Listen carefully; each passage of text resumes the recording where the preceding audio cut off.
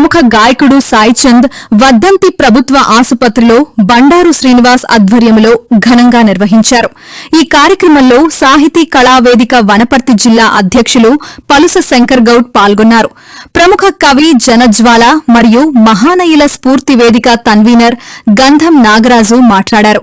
ఈ కార్యక్రమంలో జైభీం స్వచ్ఛంద సేవా సంఘం జిల్లా అధ్యక్షులు బండారు శ్రీనివాస్, ప్రముఖ కవి జనజ్వాల, మహనీయుల స్ఫూర్తి వేదిక కన్వీనర్ గంధం నాగరాజు తదితరులు పాల్గొన్నారు.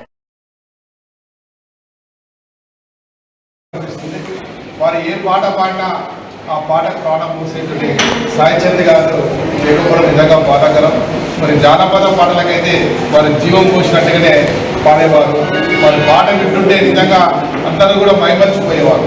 ముఖ్యంగా తెలంగాణ ఉద్యమంలో ఆయన ఆట పాట ద్వారానే చాలా మంది యువకులంతా కూడా స్ఫూర్తిని అందుకుని తెలంగాణ ఉద్యమంలో పాల్గొనడం జరిగింది.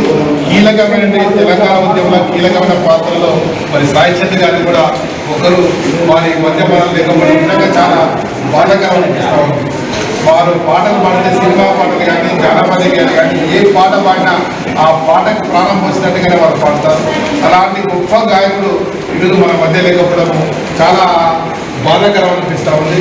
మరి సాయి చంద్ గారి జ్ఞాపకార్థం వారిని స్మరించుకుంటే ఈరోజు హాస్పిటల్లో మన ఒక మంచి కార్యక్రమాన్ని ఏర్పాటు చేయడంలో నిజంగా అభినందించదగ్గ విషయం. మరి సాయి చంద్ గారు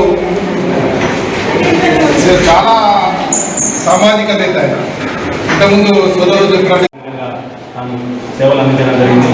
ఆ మహనీయుని నేడు మన ప్రభుత్వాసుపత్రి నందు వారి గుర్తు చేసుకుంటూ అతని యొక్క అమృతుని శిష్యులంటే గురుగోతం అవుతుందేమో, అందుకే నేను ఆ పదాన్ని వాడతానే.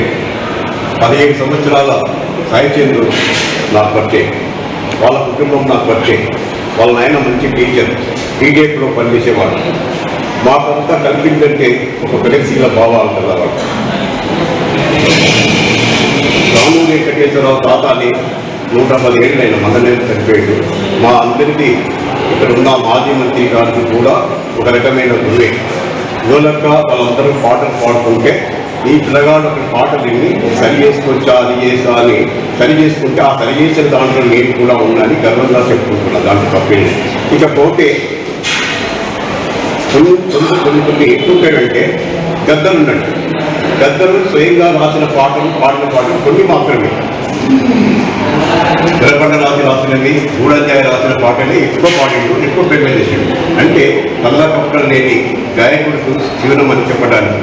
అలాగే రాతి బొమ్మలో పొలవైన తల్లి అని నీకేం తెలుసురా తల్లి బాధ అని ఈశ్వరుని పట్టుకొని బ్రహ్మమైన పాట వరంగల్ మిట్ట శ్రీనివాసరావు ఆయన రాసిన పాట. ఆ తర్వాత సినిమాలో 4 బాణీలు 4 రకాల పాట మారింది కూడా. ఆ పాటను కేవలం సాహిత్య గురుకులో పాడినందుకే ఆ పాట ప్రారంభం వచ్చిందని పాట రాసిన ఆయన శ్రీనివాసులు అన్నాడు. మాట నేనంటనే ఆయన అన్నాడు. ఈ పాట తెలంగాణ మలిదశల ఉద్యమాన్ని అందరినీ నేర్పించింది. ముఖ్యంగా స్త్రీలను, విద్యార్థులు అందరికీ కూడా ఆ పాట రాత్రి నీ తల్లికి ఇంకేం తెలుస్తుంది కానీ ఆ పాట భావం గొప్పది. అట్లా అందరి హృదయాల్లోకి పోయిన వాడు సాహిత్యం. ఇకపోతే సాహిత్యంకు తెలంగాణ గవర్నమెంట్ వచ్చిన తర్వాత కూడా సరైన స్థానం ఇచ్చిండు కేసీఆర్. దాంట్లో నోట్లో వెళ్ళి ఎమ్మెల్యేగా ఇవ్వాలి, ఆయన ఎమ్మెల్యేగా తీసుకొని మంత్రి సీట్లో తీసుకోవాలి, తన పక్కన కూర్చోబెట్టుకోవాలని ఆశ ఉన్నది. అట్లా గొర్రెటికల్ మీద ఈయన మీద కొంతమంది మీద కొంత ప్రేమ చూపించిండు.